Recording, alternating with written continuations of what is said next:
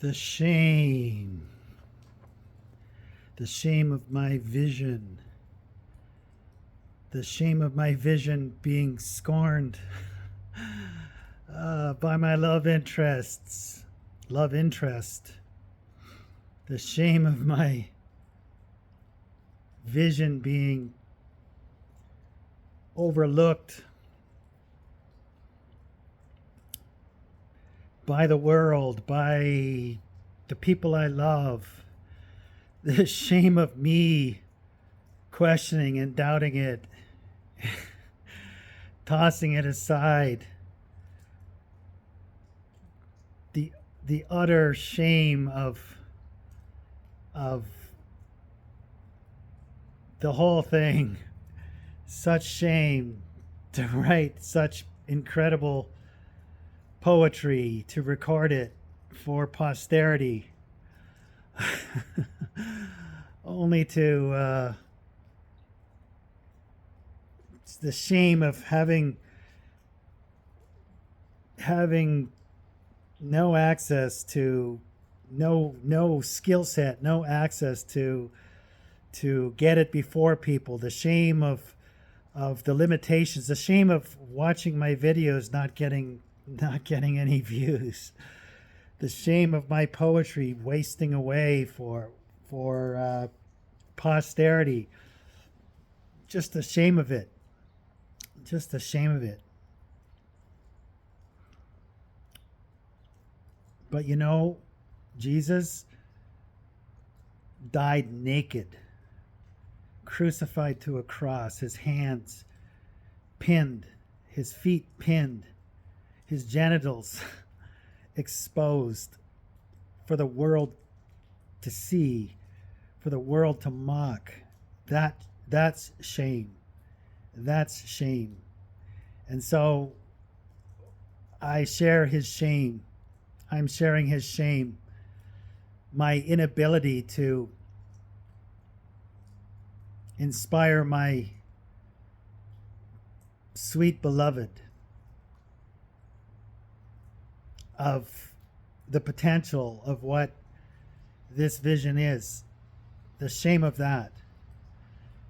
The shame of my own unbelief. The way that I have attributed my dream, a dream that God himself put in me, to his enemy, to Lucifer. The shame of doing that. And how that has caused me to live a life of radical compromise, radical unbelief, radical doubt, betraying myself, betraying my God, betraying my faith whenever my love interest would betray me, spurn me, reject me. Then I would reject myself, my dream and my God. The shame of that. I carry the shame of Christ. I complete the suffering of Christ.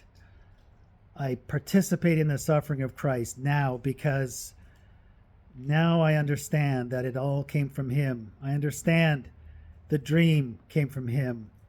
My beautiful, beloved muse and love interest came from him. And also the lack, my inability to complete the mission without others believing and getting on board and contributing their own skill set to it.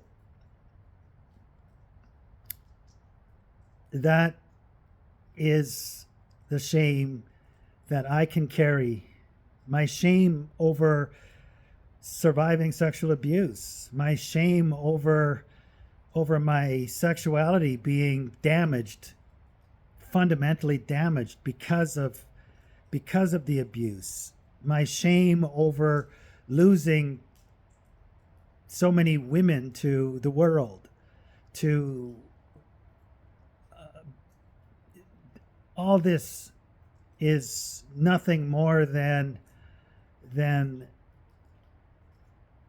me sharing in the suffering and the shame of Christ, so that I too can be fulfilled and glorified. I share in his death, I'll share in his burial, and I also share in his resurrection, because he endured the shame of the cross for the glory that was to come after. And I too will share in this suffering with the hope, the faith that someday, soon, hopefully before I die, but if not, if he slays me, though he slays me, yet will I trust in him, because that he's the one who's given me this glorious, wonderful dream, and he believes in it. I may not believe in it.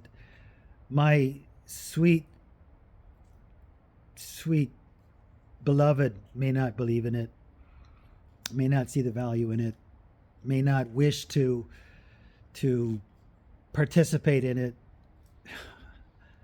but he does. He does. The Lord Jesus Christ believes.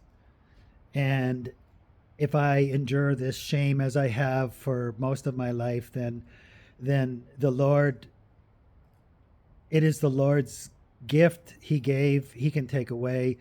He can make it into whatever he wants. If he just wants it to be a relic for an age to come as a warning, or if he wants it to gloriously bloom in the world so that people far and wide can find hope in it, that's up to him, because it's his vision. And this shame is his shame. And the glory too will be his glory. May God be praised. May Jesus Christ be lifted up, so that all may come to him and the West might be restored to its former glory.